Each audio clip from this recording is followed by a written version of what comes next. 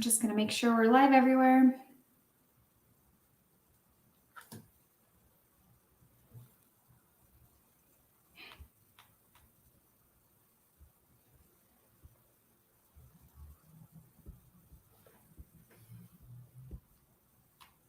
Okay, we're good on Facebook.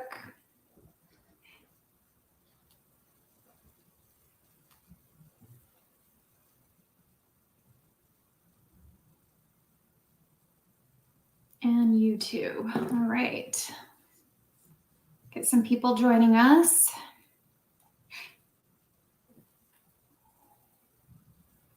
I think we have our nice weather back, at least for now. So that's good. Yeah, until 2 minutes from now. Yeah. You just never know. All right, we've got a couple people jumped on. All right, let's see. We have Dave Carpenter joining us. Good morning, Dave. Thanks for joining us. I'm going to go ahead and get started. So good morning, everybody. Welcome to another City Updates live broadcast. I'm Jamie Chavez, your host from the Westminster Chamber of Commerce, and we're thrilled to have you with us today. As always, we are here to bring you the latest insights straight from City Hall, featuring conversations with our councilors, our mayor pro tem, and our mayor, and others from the city as well. It is your backstage pass to what's happening in Westminster. If this is your first time joining us on the broadcast, a special welcome to you. Thank you for being here. For our Facebook viewers, you can like and follow our page, and you'll get notifications for when we go live in the future. And if you're on YouTube, you can hit subscribe and also explore previous broadcasts there.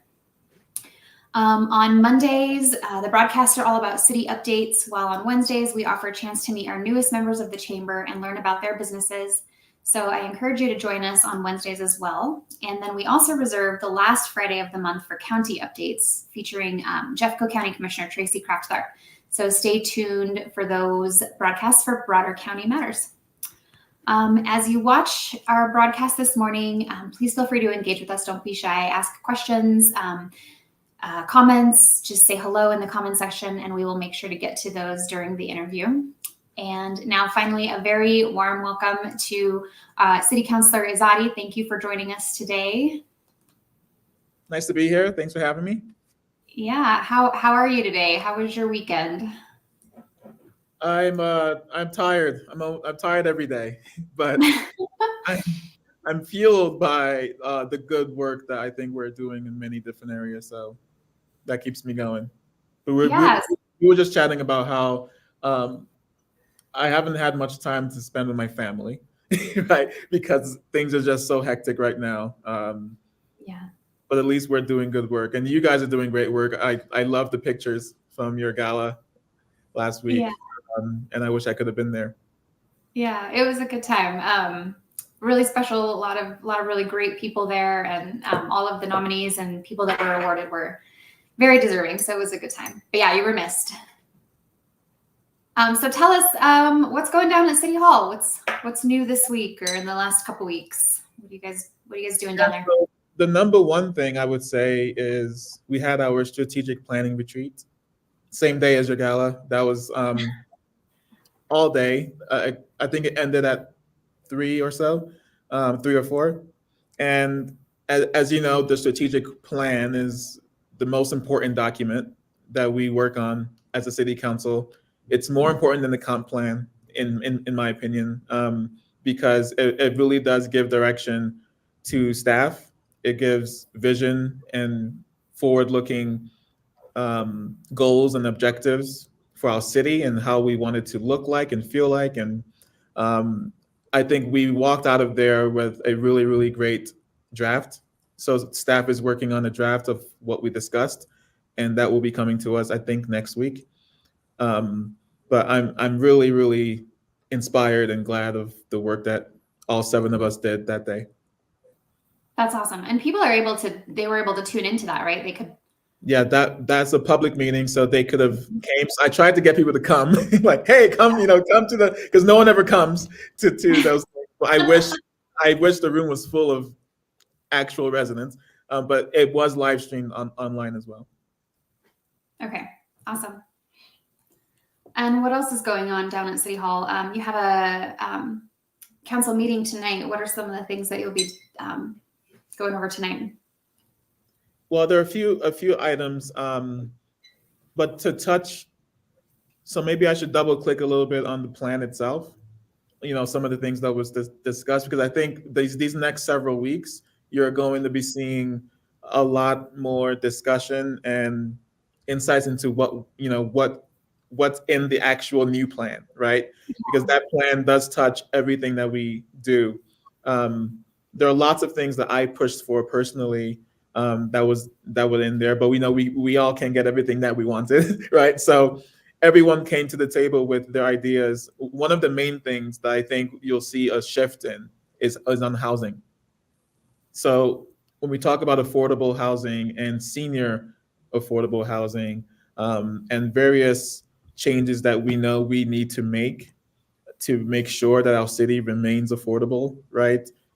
We had our housing needs assessment was completed last month, and a lot of those recommendations you'll see built into the plan.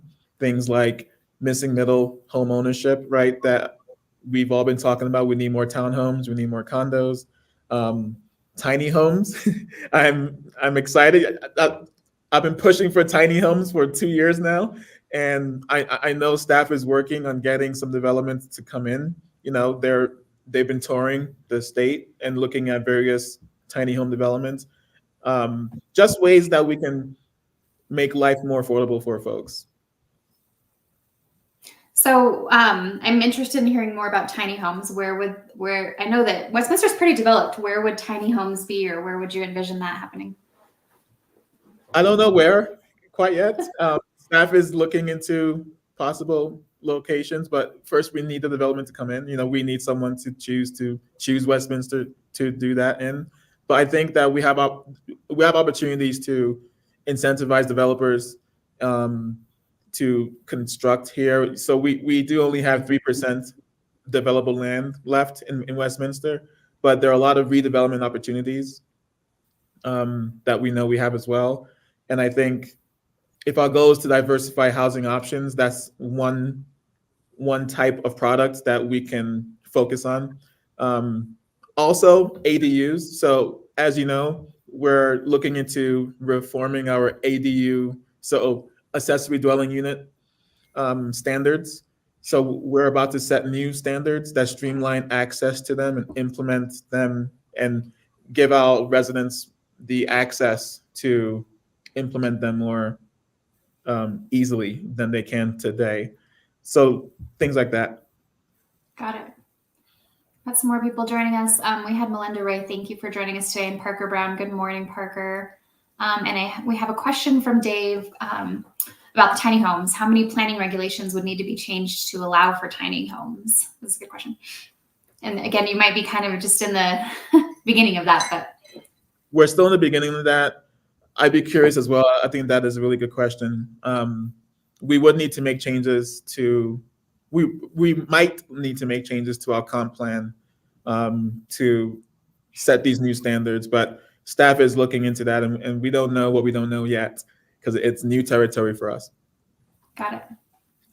And we have a comment from Melinda. I wish Colorado would help the elderly. I'll be 62 this Friday and live in an age quality mobile home park. They raise the rent every year, and being on disability, it's really hard. So thank you, Melinda, for that. I know this is something that you guys probably talked a lot about at your strategic planning meeting. Yeah, so senior affordable housing development projects. Right now, we have a lot of ritzy, high-end assisted living facilities, right? Not a lot, but some of them. The few that we have are too expensive, and we don't have senior affordable housing. So one of my top priorities that I came into that day with, was making sure that we can prioritize senior affordable housing, because what we do know is that seniors are disproportionately impacted by the lack of affordable housing, right? So it's called being cost burdened. When 30%, so when you spend more than 30% or more of your fixed income on rent, then you're cost burdened.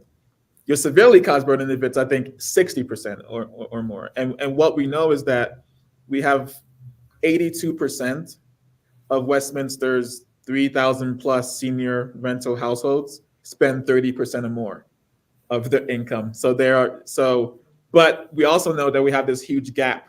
We have about 1,900 assisted living units that we don't have, gap of those units, and 740 memory care units that we don't have, but we know that we need. So the demand is outpacing the supply, and our older residents are suffering as a result. So I was really proud that at that strategic planning retreat last weekend, we prioritized it. It's going to happen, and we're ready to approve those projects when they come in. Great. What other topics did you discuss at your strat planning session? So water costs came up. I would really like to make sure we have targeted solutions for low income. There are several populations, groups of populations that don't and can't afford their water costs. So reducing water bills, that came up. We also talked about the unhoused. As we all know, I think we can agree that our unhoused situation is really a humanitarian crisis, right? But it also impacts our businesses. It also impacts our residents, right? And it's more complicated than I think we actually give it credit towards, because it really deals with chemical dependency, right? There's mental illness, there's criminal records, but then there's also the housing affordability crisis that we've been talking about. So what can we do for the unhoused? That came up, and there are lots of various things that was approved to move forward. So one of them is, if we can look into, Westminster co-developing a navigator center, a navigation center with Arvada. So we know Arvada's been looking into this for a while. We put money into it. Westminster has $1 million that we put into that original development that was paused and delayed. They're looking to turn that back on. They're looking for locations. And I met with the mayor of Arvada and talked about what they're working on.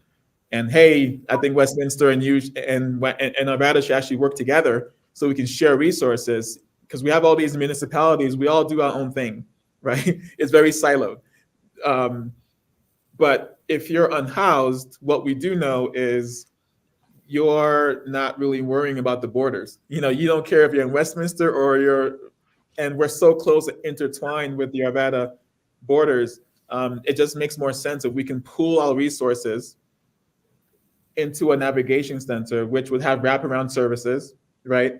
A 24/7 year-round shelter, and have a joint task force that can look at the feasibility and the sustainability of doing something like that, and sharing funds and sharing services, because they have transitional housing in Arvada. We have an emergency shelter, right? But we can share our resources much more better than we are today. So that came up.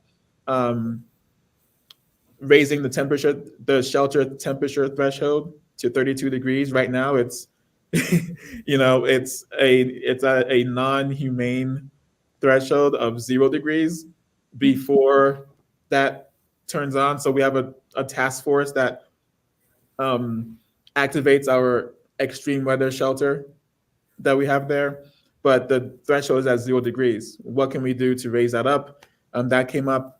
Lots of various items related to the unhoused.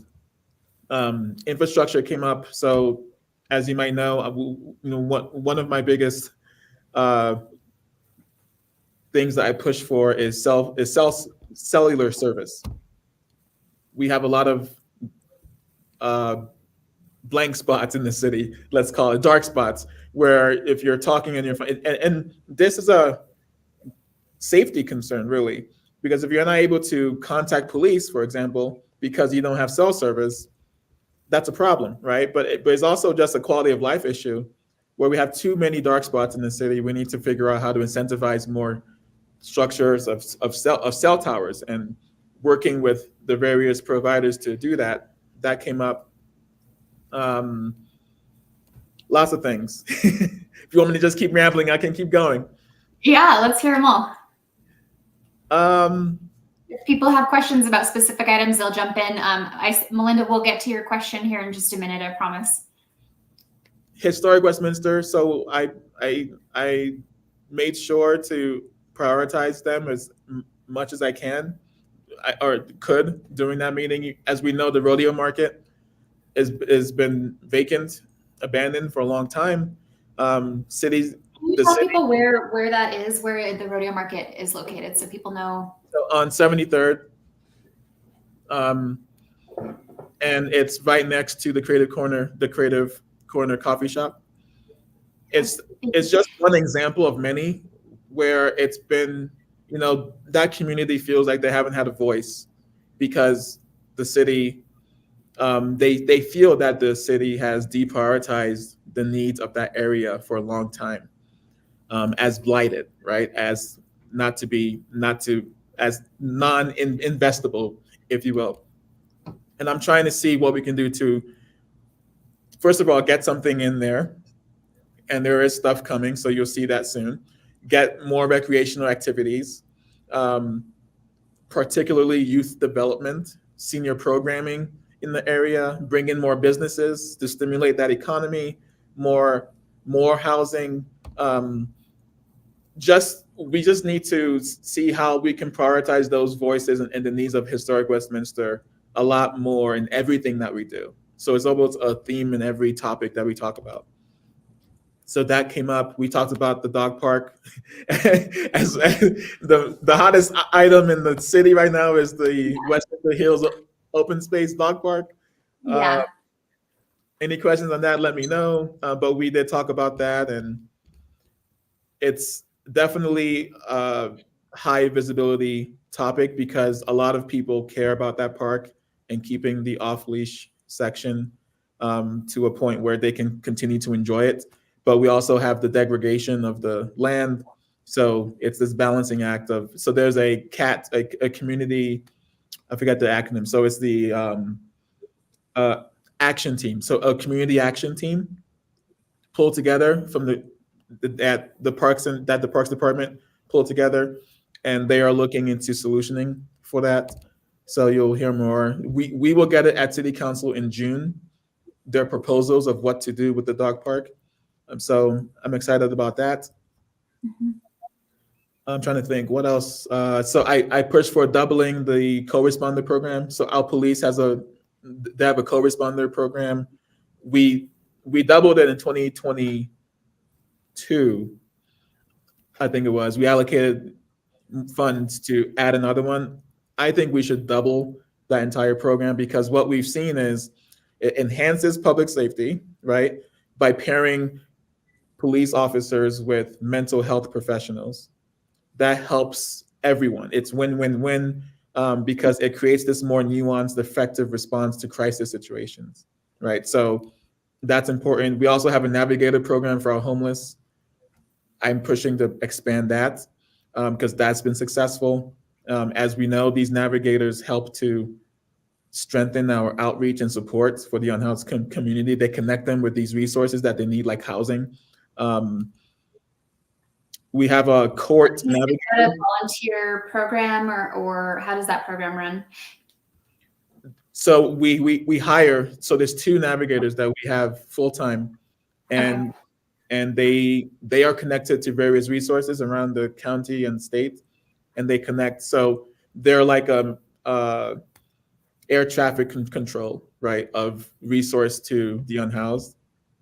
Similarly to those 2, so the co-responder program navigators, we also have a court resource navigator, right?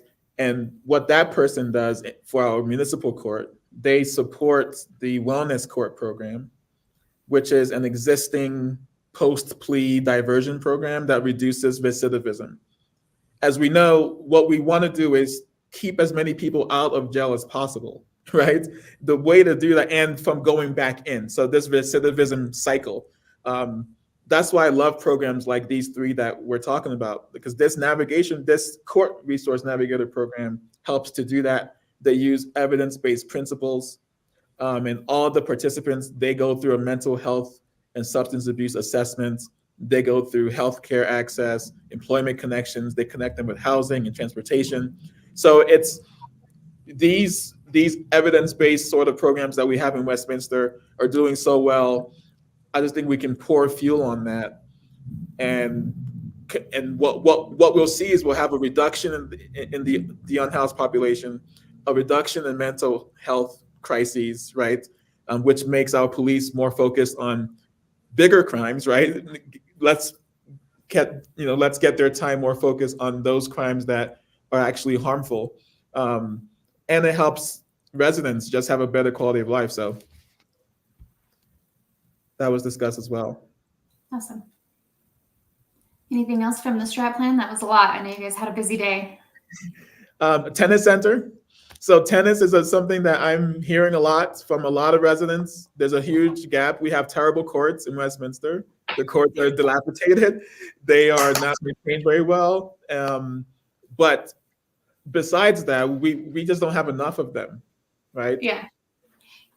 There's a big need there's a large tennis following and population in this area and surrounding cities and across the state. There are going to different cities like Broomfield and Arvada to play tennis. So, but if we had a tennis center in Westminster, I'm told a lot of them would come here. And that actually could be a huge revenue generator for us. We see the numbers from Broomfield they're out of control in terms of how do we get more, raise more money to then use towards helping our residents, right? That's one way. But more importantly, I think, is the community building. We need more recreation in the city. We need more things to do. We have a lot of young people and older people who don't have much to do here. We have great rec centers, right? We have great parks and trails, but active spaces, how can we create more active spaces and active recreation? Because I think that does help build neighbors again, which should be our goal, is how can we create more neighbors, right? So that's exciting too. Yeah, awesome. I hadn't thought about that. I'm not a tennis person, so. Me neither. I get beat up every time I play, but I love it, right? And I make new friends whenever I do, and it's just another way of connecting. Yeah, absolutely. So Melinda did have a question, and part of this probably part of this you probably talked to in relation to the unhoused population, but I'll highlight this question for you and you can address it. I'm sorry, what's the question? Oh, sorry. Can you not read it? Oh, sorry. Why is our no, that's my fault. Why is our government not helping veterans and elderly? Please help the illegal immigrants. And so I do think you addressed a lot of this with the unhoused population, but if you have anything to add, please feel free. Yeah, so we talked about the senior housing as well and what we're trying to do there, and the cost of water and the cost of living generally. We are trying our best to help as much as we can. We have, for veterans, one of the things that so I actually published a list of priorities that I pushed for during the strategic planning retreat, so you can read that on my website. But one of those things is increasing the number of discounts that we have for veterans, right? So that's one way we can help as a city. We have veteran discounts for our rec centers. What I like to do or to see is an increase of that. We have a lot of focus and on housing. We have a lot of focus on veterans. And I just heard this the other day, actually, that of all the various populations in the state, veteran unhoused are the only population that we have that we actually know 90% of all the unhoused. We know if you're a veteran, we know your name, we know where you're from, we have the most data on you, because there's been so much focus on getting that data for so many years for that population, because we know that population is disproportionately represented in the unhoused. There has been a lot of focus on that. So I think that's really good news, because having that longitudinal data of knowing and naming and and identifying a veteran who's unhoused, that helps long term, because then we can track their progress, we can track where they're going, we can track their employment, and track everything that they're working towards becoming more self-sustaining. At the city level, I think what we can do is figure out how to tap into that data that they have now, right? See the Westminster specific veterans who are unhoused and see what we can do to, whether it's cost, so lowering fees and lowering various and increasing various discounts to services that we offer, water costs, for example, that would be a great way. So I'm with you that I think we need to help more in those two groups, the seniors and veterans. Awesome. Thank you, Melinda, for your questions. Let's see. Got one more coming in from Dave. You seem to have some exciting ideas to expand programs for homeless, housing, tennis. Each one costs money. How do you fund each of these programs while maintaining the level of core city services? Yeah, that's always the question, right? Where does money come from? In my opinion, and this is, so when you have a strategic plan, that guides your budget planning process, which is the next step. And during the budget planning process, choices get made, right? And in my opinion, that's why you have elections, right? That's why you have a city council. It's because technically, if you didn't have a council, you can just have staff run the city and they'll make choices based off of what they feel is at most need, right? But with a council's role is to elevate the voices of everyone in the community as equally as possible. And the reason why you'll have a strategic plan, for example, is that council wants to say, hey, based off of your voices, these areas need the most help right now. Core services is always, so when we talk about core services, we're talking about the police, fire, roads, things like that. That is always a top priority for a city. But above and beyond that, there are buckets of money that we have as a city that depend on the choices made by the elected representatives of the people. And that's how I like to frame that, because when people say or think that, okay, Obi wants more housing, where's that going to come from? Where's the money going to come from? My answer is there's money. We have the money, trust me. It's the choices we make and it's the reprioritization that needs to occur, not away from the core services, but away from other things that we're choosing to fund. And I think that process, it's premature to start to actually be specific on, well, where are we going to get it from? Because that process comes after planning. That's this budget planning session. So we'll see these next several months, which is the budget planning process. It goes all the way through to August, September. That's when staff will look into the buckets of money we have, how do we prioritize those above and beyond things. Awesome. So if people want to reach out to you to give you their opinion on any of these things, what's the best way for them to do that? So lots of ways. First, you can text me or call me. So my number is, I can put that in here. Can I just type it? That's a private chat. Yeah, actually, you can just tell me and I'll type it for you. 720-447-5606. And that's my real number, not a fake one, not a Google one, because I want to actually connect with people. That's one way. The second way is email me, so Ezeadi@gmail.com, or if it's city related, it's O and my last name, so OEZEADI @westminsterco.gov. You can email me. The third way is I host